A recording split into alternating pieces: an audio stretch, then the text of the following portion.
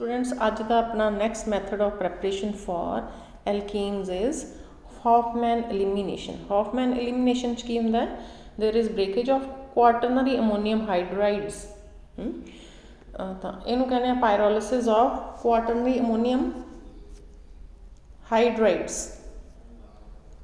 अच्छा ਇਹਦੇ ਚ ਕੀ ਹੈ ਕਿ tetra alkyl ammonium hydroxide is heated strongly, approximately above 400 kelvins. ਤਾਂ ਜਿਹੜਾ ਆ ਮੋਲੀਕਿਊਲ ਦਿਖਾਇਆ ਹੋਇਆ this is quaternary salt of nitrogen, ਤਾਂ ਆ ਜਿਹੜਾ positive charge it can be shown on nitrogen ਜਿਹੜਾ ਦਿਖਾਇਆ ਹੋਇਆ ਕਿਉਂਕਿ ਵੈਲੈਂਸੀ ਨਾਈਟ੍ਰੋਜਨ ਦੀ ਐਕਸੀਡ ਕਰ ਗਈ 3 ਤੋਂ it is making 4 bonds with different 4 groups ਜਾਂ 4 ਕਾਰਬਨਸ ਨੇ 4 ਗਰੁੱਪਸ ਦੀਆਂ 4 bond making ਦੇ ਵਿੱਚ ਇਹਦੇ ਤੇ ਪੋਜ਼ਿਟਿਵ ਚਾਰਜ ਹੈ it can be shown on nitrogen or it can be shown on the coordination sphere, so one and the same thing. So now nitrogen bears positive charge, इसलिए ये बाहर एक OH negative लग्या होया इन्हू neutralise करन लई. So when this molecule is heated, it breaks up into 3 different molecules. One is this tertiary alkyl amine is formed. One is OH negative would extract 1 hydrogen from here, so eliminate इत्थों कर दूगा. Water is formed.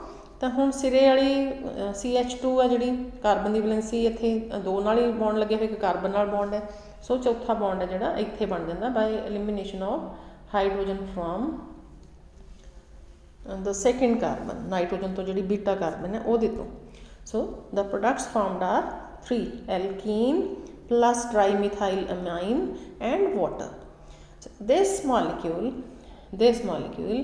is obtained by exhaustive methylation by taking some amine, and it is made to react with CH3I.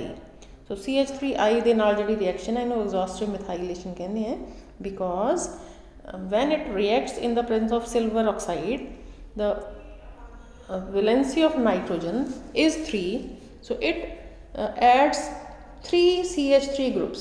मतलब 4 valency जिथे हो जाती है nitrogen की, it bears positive charge. So all the capacity of nitrogen to bond with CH3 groups is reached here. So इस करके इत्थे बेटे पॉजिटिव चार्ज नाइट्रोजन का जिहड़ा वो आपां दिखाया होया बाहर पूरे स्फीयर ते जिहड़ा कोऑर्डिनेशन स्फीयर है. Iodide comes on the outer side. So last molecule जो CH3 ऐड होया, 2 ने तो 2 हाइड्रोजन को सबस्टिट्यूट करता, 2 बारी CH3 आ गए ना. सो लास्ट मॉलीक्यूल जो एक्सट्रा ऐड हो गया वो the iodide was retained by the molecule because by addition of the 4th group there comes positive charge on the coordination sphere और नाइट्रोजन. सो इस करके जो आ क्वाटरनरी सॉल्ट बनता, ये बाहर आप सॉल्ट क्योंकि तां ही बनता एक पॉजिटिव आयन हो एक नैगेटिव आयन हो, नहीं सॉल्ट कहने. सो नाइट्रोजन का सॉल्ट बन गया, हाइड्रोक्सल बाहर लग गया वो. फिर आ गया मैकेनिज्म के कहांगे कि Hofmann elimination involves the removal of a proton from beta carbon. अच्छा हुण इहदा की मतलब है कि दिस इज नाइट्रोजन, आ होगी alpha carbon and this is beta carbon, second carbon is beta carbon. So beta hydrogen is required in this Hofmann elimination. So the reaction is started by the presence of OH negative ion. ਜਿਹੜਾ ਅਸੀਂ I ਨੂੰ replace ਬੇਟਾ ਪਹਿਲਾਂ ਇੱਥੇ ਜਿਹੜਾ ਬਣਾਇਆ ਸੀ iodide ਨੂੰ replace ਫਿਰ ਕਰਦੇ ਹਾਂ. ਪਹਿਲਾਂ ਤਾਂ ਆਪਾਂ ਪਹੁੰਚੇ ਨਹੀਂ ਸਿਰੇ ਤੇ. In presence of water this reaction reaches to hydroxyl form. Iodide replace हो जाता तो -HI इत्थे एरो ते लिख देंगे. सो हाइड्रोक्सल जो सॉल्ट बनया फर्दर एलिमिनेशन या रीअरेंजमेंट जो भी होना ये होना. So in this case beta hydrogen is required. OH negative ion will attack this hydrogen, इनू प्रोटोन की फॉर्म H पॉजिटिव की फॉर्म विदड्रॉ कर लेंदा. OH नेगेटिव इनू ये तो एक्सट्रैक्ट कर लेंदा या अबस्ट्रैक्ट कर लेंदा या एलिमिनेट कर लेंदा कह लो. So this bonding pair of electrons shifts to carbon carbon single bond. क्यों? क्योंकि हुण आ कार्बन क्योंकि 3 ही बॉन्ड बना रही है. सो इसदा पूरा करने लई घाटा it shifts here. Then now after the formation of this bond तो आ कार्बन के बेटा 5 बॉन्ड बन जाएंगे. इस करके जिहड़ा अगला इलैक्ट्रॉन पेयर है बॉन्ड का वो अगे शिफ्ट हो जाता है. So as a result of this इस कैलकुलेशन दे विच सो आ कंपाउंड अखीर च बनते हैं 1 alkene and tri alkyl amine is formed and water molecule is formed. So बेटे इनू कहने हो पर इत्थे तुसीं देखियो कि alkene is there is one difference from the first reaction जिहदे च तुसीं डीहाइड्रोहैलोजिनेशन वाला पढ़िया सी उहदे कंट्रास्ट दे विच प्रोडक्ट्स बनदियां। उत्थे आपां कहंदे सी कि most substituted alkene is formed. So जिथे R groups carbon carbon double bond लगे होणगे मैक्सिमम नंबर दे विच पॉसिबिलिटी जिन्नी भी हो सकती है गिवन रिएक्शन सो उत्थे अल्काइलेटेड प्रोडक्ट स्टेबल सीगी उही बनदी सी। सो इत्थे बटे इस case they which now the least substituted product is formed. So in contrast, the alkene preferably formed is in Hofmann elimination is the one that is least substituted. So आ भी गल याद रखनी है पहले तो इस रिएक्शन का ये फर्क है। Okay, then आ दिखाइए एक रिएक्शन फॉर एग्जाम्पल जिथे एक प्रोपाइल ग्रुप लग्या होया and there are it should be 2 and there are अच्छा आ तो ब्रांच दिखाती नाइट्रोजन तो right there are 3 CH3 groups and one is this bigger group so one is in की कही अपन this is isopropyl है ना कि isobutyl rather so आ हो गया सेकंड पोजीशन ते लगे तो isobutyl इन्हें कहने हो या फिर मिथाइल प्रोपाइल कहोगे। So this is one bigger group and there are 3 smaller CH3 groups जो यदा रिएक्शन होंगी है हीट करते हैं above 400 kelvin then one amine is formed छोटे ग्रुप्स वाली जी अमाइन वो बनूगी एक वाटर बनूगा तो आ दिखाई हुई पॉसिबिलिटी अच्छा वड्डी ब्रांच के दिखाई हुई है कि देर इज़ फॉर्मेशन ऑफ हुण जिस तरह आ है ये तो बेटा जो आप दिखावे there is possibility for elimination of hydrogen from this side या तो इतों निकल सकती है ना या फिर इधरों निकल सकती है सेकेंड हाइड्रोजन दोनों की पॉसिबिलिटी है। सो double bond may come here और इट मे कम हेयर तो हुण ये बेटा आ सबस्टिट्यूटेड एल्कीन होगी जो सिरे ते CH3 रह गया उधर आ कार्बन कार्बन डबल बॉन्ड दे आर ग्रुप रह गया।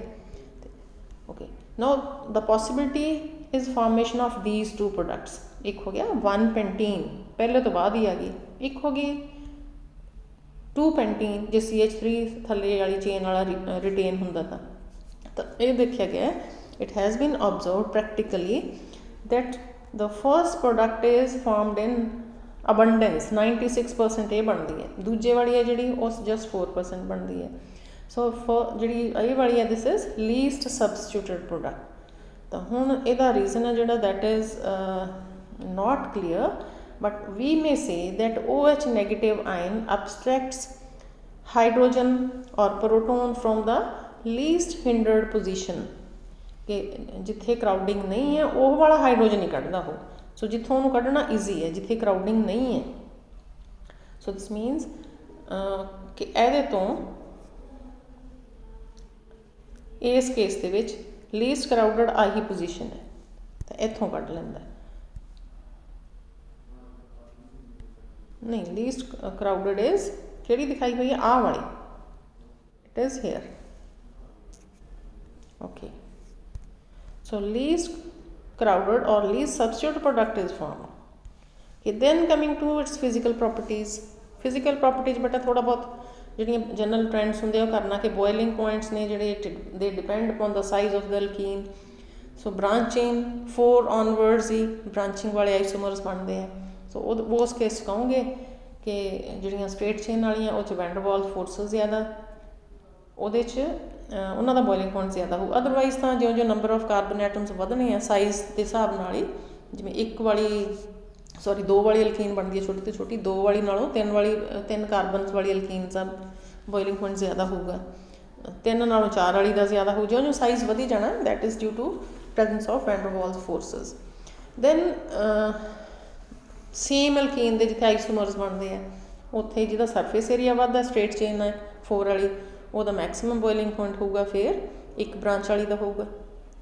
सो 5 वाले दे विच जिहड़ा बनती है आइसोब्यूटेन, टर्शरी स्ट्रक्चर बनती है कार्बन नूं 4 CH3 ग्रुप्स लगे होंगे, वह होगा सब तो घट। Okay, then coming to polarity, बेटा मेन गल जी इत्थे याद रखने वाली है, बाकी तुसीं +2 तक कीते हुए ने ट्रेंड्स। सो ये तुसीं कहोगे कि structures in which one alkyl group is present on one side, जिवें इहदे तां सिमेट्रिक स्ट्रक्चर है, first structure is symmetric, similarly this structure second structure is symmetric, एक उधर CH3 एक उधर CH3 है, this is symmetric. So they are non polar, dipole movement नहीं बनता।